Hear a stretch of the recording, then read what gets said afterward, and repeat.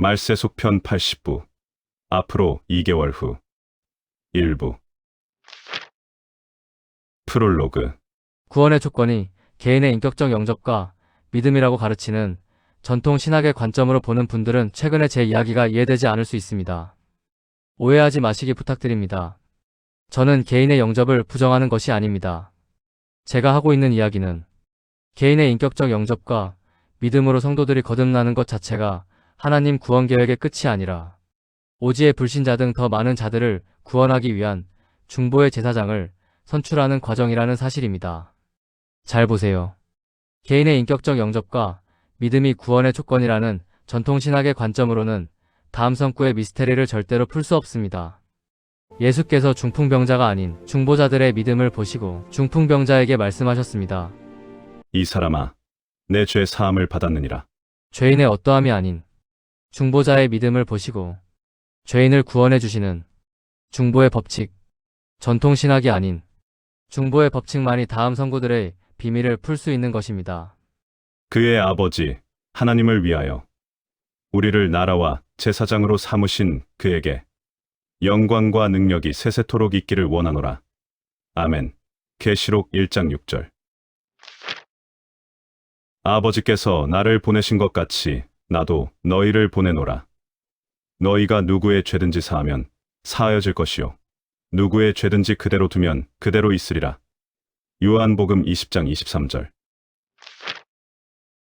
예수께서 중풍병자가 아닌 중보자들의 믿음을 보시고 중풍병자에게 말씀하셨습니다. 이 사람아, 내 죄 사함을 받았느니라. 너희가 기도할 때 무엇이든지 믿고 구하는 것은 다 받으리라. 마태복음 21장 22절. 믿지 아니하는 남편이 아내로 말미암아 거룩하게 되고 믿지 아니하는 아내가 남편으로 말미암아 거룩하게 되나니 그렇지 아니하면 너희 자녀도 깨끗하지 못하니라. 그러나 이제 거룩하니라. 고린도전서 7장 14절. 주 예수를 믿으라. 그리하면 너와 내 집이 구원을 받으리라. 사도행전 16장 31절. 진실로 너희에게 이르노니 무엇이든지 너희가 땅에서 매면 하늘에서도 매일 것이요 무엇이든지 땅에서 풀면 하늘에서도 풀리리라. 마태복음 18장 18절. 기타. 롯을 구한 아브라함의 중보, 이스라엘을 구한 에스더의 중보, 가족을 구한 노아의 중보, 가족을 구한 라합의 중보, 이스라엘을 구한 모세의 중보 등 수없이 많은 중보의 법칙 증거들이 성경 가득히 있습니다. 죄인의 어떠함이 아닌 중보자의 믿음을 보시고 죄인을 구원해 주시는 중보의 법칙. 2020년 11월 24일 꿈에 나타난 빈 공란의 도표.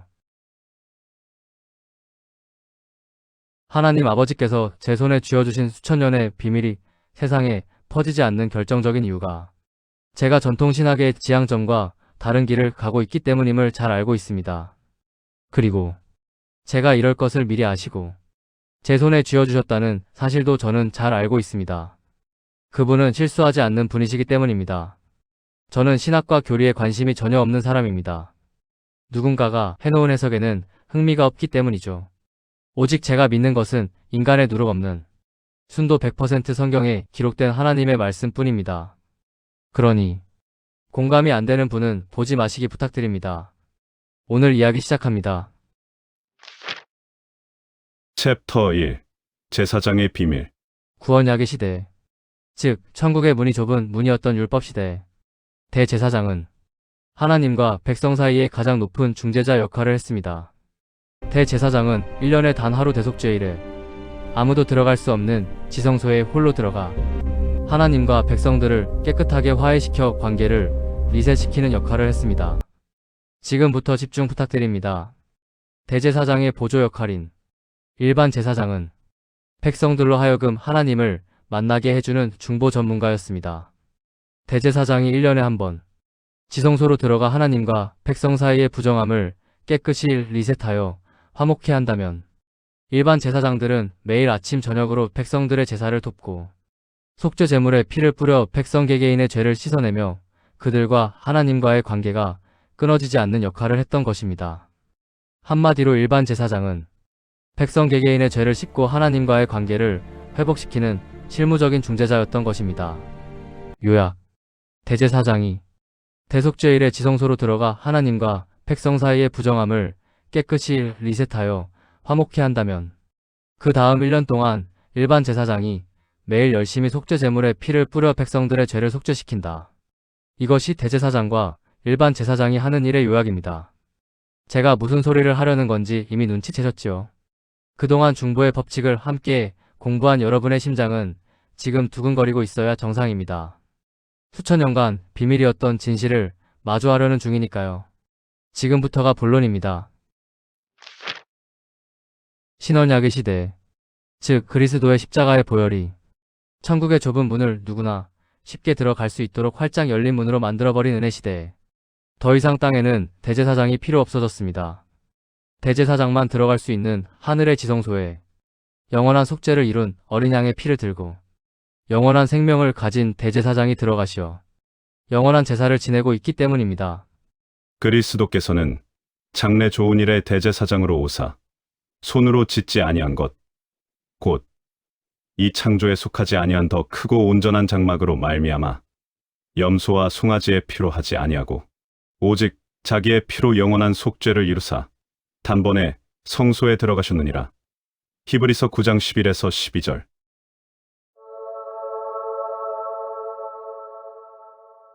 집중 부탁드립니다. 위 성구에서 그리스도를 대제사장이라고 부른다는 것은 신약시대에 일반 제사장도 존재하고 있다는 사실의 반증입니다. 백성 개개인의 죄를 씻고 하나님과의 관계를 회복시키는 실무적인 중보자, 일반 제사장. 분명히 하나님께서 구약시대의 대제사장과 일반 제사장을 운용하신 이유는 신약시대 대제사장과 일반 제사장이 있을 것을 예고하시기 위한 것입니다. 진짜 본 주인공이 신약시대의 제사장이라는 뜻입니다. 은혜시대의 일반 제사장을 소개합니다. 그의 아버지 하나님을 위하여 우리를 나라와 제사장으로 삼으신 그에게 영광과 능력이 세세토록 있기를 원하노라. 아멘. 계시록 1장 6절.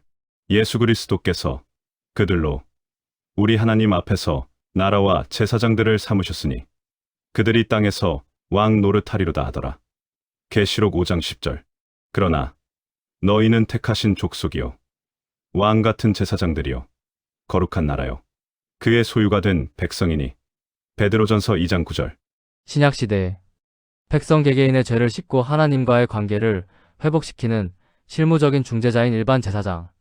그 정체는 바로 십자가의 피로 거듭난 당신입니다.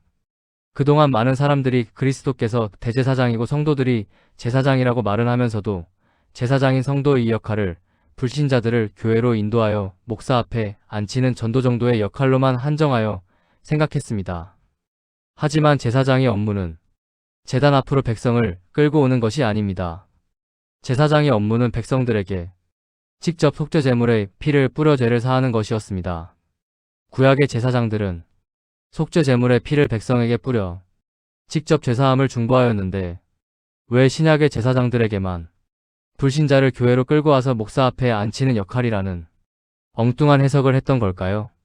예수 그리스도의 신약시대 대제사장의 역할은 구약시대 대제사장의 역할에 비추어서 제대로 해석해놓고 말이죠. 분명히 하나님께서는 제사장의 의미를 속죄 제물의 피를 백성에게 뿌려 직접 죄사함을 중보하는 자로 규정하셨습니다. 신학에서 개인의 인격적 영접과 믿음이 구원의 조건이라고 규정했다고 해서 그 틀에 정답을 끼워 맞추기 위해 하나님께서 규정하신 제사장의 역할에 대한 이 명확한 사실을 축소 해석하거나 이해를 달면 안 되는 것입니다. 왜 하나님의 말씀이 아닌 누군가의 해석일 뿐인 신학에 귀를 기울이고 순종해야 하는 것이죠?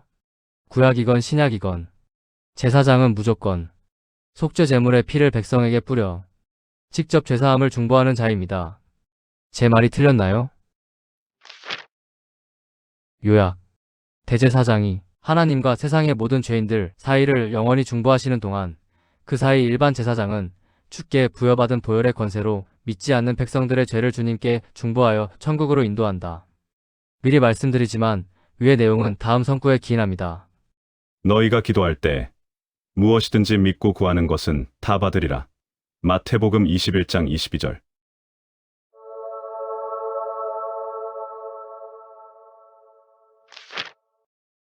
대제사장과 일반 제사장의 협업. 이것을 우리는 다음과 같이 부릅니다. 중보의 법칙. 구약시대의 중보 기한적, 신약시대의 중보 영원. 대제사장이 하나님과 세상의 모든 죄 사이를 영원히 중보하시는 동안 그 사이 일반 제사장은 주께 부여받은 보혈의 권세로 믿지 않는 백성들을 주님께 중보하여 천국으로 인도한다. 이 사실을 사도 바울은 다음과 같이 설명했습니다. 그가 그리스도로 말미암아 우리를 자기와 화목하게 하시고 또 우리에게 화목하게 하는 직분을 주셨으니. 고린도후서 5장 18절. 이것을 이해하기 쉽게 그림으로 보여드리겠습니다.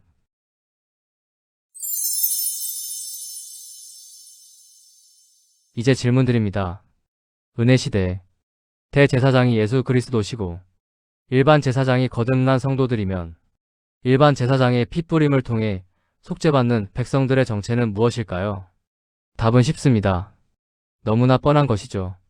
성도들이 제사장이라면 제사장의 도움을 받는 백성의 정체는 온 세상 통틀어 딱 한 부류뿐입니다. 바로 심령이 가난한 세상의 모든 불신자들입니다. 저는 지금 수천 년간 감춰져 있었던 비밀을 성경을 통해 명확히 증거하고 있습니다. 그동안 대다수 성경학자는 구약의 대제사장과 일반 제사장, 속죄 제물과 백성의 에피소드를 오직 예수 그리스도의 십자가 공로를 예표하는 것으로만 해석해 왔습니다. 성도가 곧 제사장이라는 성구에 능동적으로 주목하여 성도가 직접 보혈을 뿌려 믿지 않는 불신자들에게 죄사함의 은혜를 입히는 중보자라는 사실을 선포한 이는 거의 없었던 것입니다.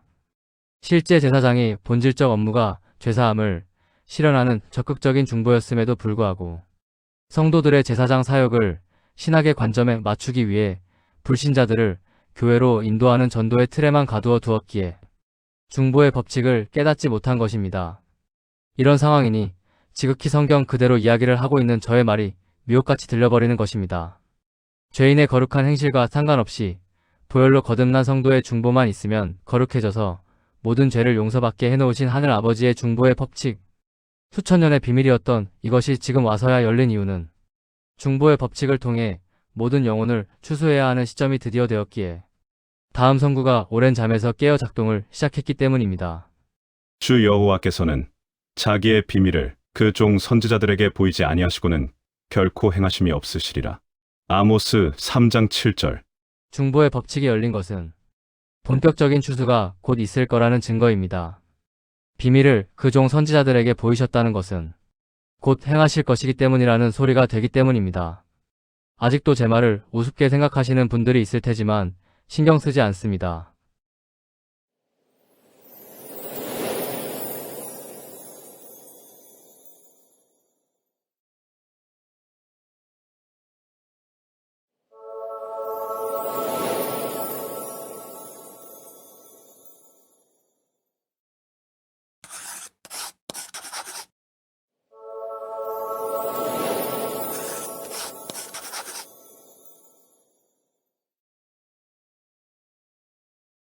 사도 요한이 봉인해 놓은 계시록을 푸는 열쇠가 전 세계 82억 중 우리의 손에 들려있는 한 말이죠.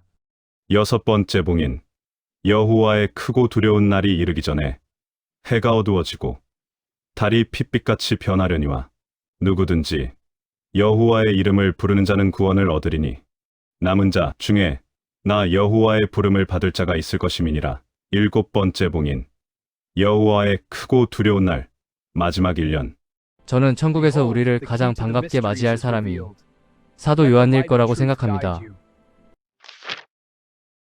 2000년 전 예수 그리스도의 십자가 이후 하나님의 사랑을 깨닫고 영원한 생명을 얻는 거듭난 성도들은 계속 있어 왔습니다. 그리고 그 2000년 동안 거듭나 영생을 소유하게 된 모든 성도들의 가장 큰 소원은 모두가 동일하게 가족의 구원이었습니다. 그래서 그들은 기도를 했습니다. 하나님 아버지, 믿지 않는 제 가족들도 멸망의 세상에서 구원해 주세요. 라고 기도하면서도 들어주실지 아닐지 불안해하면서 말이죠. 하나님께서 바로 이 기도를 원하셔서 그들을 제사장으로 세우셨다는 사실을 그들은 몰랐던 것입니다. 하늘의 자신들의 대제사장이 하나님과 온 세상 죄인들 사이에서 중재를 하고 있는 중이기에 어린 양의 보혈을 손에 들고 있는 제사장인 그들이 그 보혈을 죄인들에게 뿌리면 누구의 죄든지 죄사함의 은총을 입게 되는 것입니다. 예수께서 중풍병자가 아닌 중보자들의 믿음을 보시고 중풍병자에게 말씀하셨습니다. 이 사람아, 내 죄 사함을 받았느니라. 아직도 제 말이 이단의 미혹 같나요? 증거를 보여드리겠습니다. 아버지께서 나를 보내신 것 같이 나도 너희를 보내노라. 너희가 누구의 죄든지 사하면 사하여질 것이요 누구의 죄든지 그대로 두면 그대로 있으리라. 요한복음 20장 23절. 놀랍죠? 주님은 분명히 제사장의 능동적인 핏부림의 사역을 묘사하신 것입니다. 2000년 내내 정체를 드러내지 않고 있었던 중보의 법칙이 위와 같은 주님의 뜻 아래서 성도들 자신도 모르는 사이에 그들의 소망을 조용히 실현시키고 있었던 것입니다. 그 모두가 천국의 문 앞에서 젊어진 자신의 가족들이 여러분을 반기며 환하게 웃는 모습을 보게 될 것이며 하나님의 그 놀라운 은혜를 기쁨의 눈물로 찬양하게 될 것입니다. 중보를 통해 올라온 여러분의 가족들은 천국의 시민권자의 신분이고 그들을 중보한 여러분의 신분은 그들을 보살피는 왕이 되어 있을 것입니다. 우리들은 왕이자 제사장이니까요. 제가 항상 말씀드렸습니다. 하나님께서 관심 있으신 것은 온 세상이 죄를 이기고 자신의 의를 증명하는 것이 아니라 온 세상 모두가 하나님을 사랑하고 존경하고 찬양하는 것이라고 말이죠. 온 세상을 창조하신 하나님 아버지는 1. 온 세상이 진심으로 하나님을 사랑하길 바라십니다. 2. 온 세상이 진심으로 하나님을 찬양하길 바라십니다. 3. 온 세상이 진심으로 하나님을 존경하길 바라십니다. 이것이 중보자를 통해 믿지 않는 죄인들까지도 모두를 거룩하게 만들어 구원하시는 중보의 법칙을 만드신 이유인 것입니다. 십자가의 보혈을 통한 하나님의 구원 계획은 단지 그 피를 믿는 자만 구원하시려는 것이 아니라 그 피를 바르고 임명된 성도들을 제사장으로 세워 나머지 심령이 가난한 불신자들을 제사장의 중보기도를 통해 구원하려는 놀라운 스케일의 프로젝트인 것입니다. 그 이유는 온 세상 모두가 하나님의 은혜에 감동하여 하나님을 진심으로 사랑하고 존경하고 찬양하게 만들기 위해서입니다. 조건 없이 베푸시는 은혜와 사랑만이 하나님의 진심을 온 세상에 알리고 모든 종들을 감동으로 무릎 꿇릴 유일한 방법이기 때문입니다. 하나님은 모든 사람이 구원을 받으며 진리를 아는 데 이르기를 원하시느니라. 디모데전서 2장 1에서 4절. 하늘에 있는 자들과 땅에 있는 자들과 땅 아래에 있는 자들로 모든 무릎을 예수의 이름에 꿇게 하시고 모든 입으로 예수 그리스도를 주라 시인하여 하나님 아버지께 영광을 돌리게 하셨느니라. 빌립보서 2장 10절. 말세 속편 80부. 앞으로 2개월 후 일부. The End.